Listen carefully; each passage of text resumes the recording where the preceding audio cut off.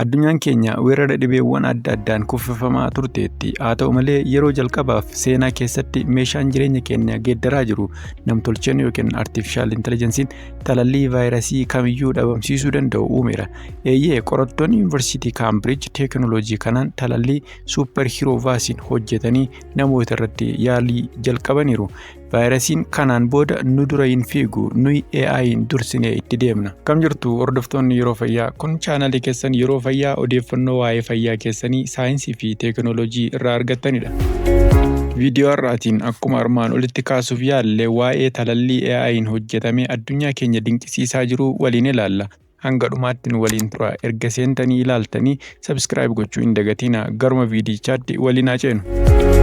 Kamitti kun ta'uu danda'e? Rakkoo guddaan saayinsii fayyaa mudachaa ture vaayirasiiwwan tokko yeroo baay'ee amalaa fi bifa isaanii jijjiirudha. Fakkeenyaaf talalliin COVID fi qufaa yookiin immoo filuu waggaan akka haaromfamuuf qabu ni beektu. Kun immoo saayintistoonni yeroo mara vaayirasicha duubaan akka fiigan godha. Akkuma Profeesar Joonataan Heenii jedhanitti hunda dura nuti yeroo mara gara duubaatti hafnaa ture. Amma garuu teekinooloojii kanaan dursinee argamuuf yaalaa jirra. Gaabbiin saayintistootaa weerarri haaraan osoo hin ka'in dura dhaabuudha.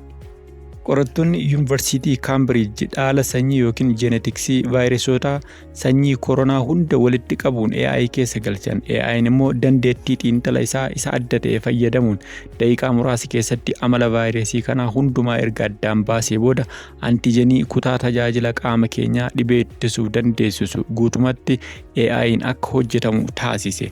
Kun jalqabadha. Saayintistoonni Profeesar Sol Faust akka jedhu AI'n dandeettii talallii uumuu addaa qaba. Kun baay'ee nama gammachiisa. Weeraroota daddafanii bifa jijjiirratan ittisuuf furmaata guddaadha. Bu'aa fi yaalii nama.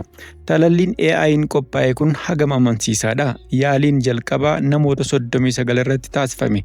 Talallichi nageenya qabeessa ta'uu isaa mirkaneesseera. Yaaliin lammaffaan immoo namoota 200 hirmaachisuun raawwatamee jira. Bu'aan isaas dandeettii ittisa qaamaa kan miidhagsa ta'e argameera. Amma saayintistoonni talallii kanaan dhibee qufaa simbirroota H5N1 bardi filuu kan gara namaatti darbuu danda'uu fi weerara vaayirasii Iboolaa kan Koongoo keessatti argamu dhabamsiisuuf yaalii gochaa jiru. Akkuma hoogganaan Oxford Vaccine Group Profeesar Andy Pollard jedhanitti kun dinqisiisoodha.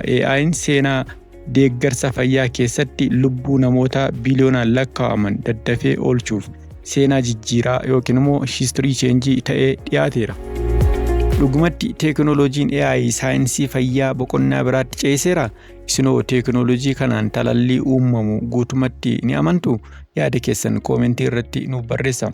Odeeffannoo saayinsii, teekinooloojii fi fayyaa akkasii yeroo yeroon akka isin bira ga'uuf viidiyoo kana laayik gochuu, chaanaalii keenya subscribe gochuu fi hiriyoota keessaniif share gochuu hin dagatinaa.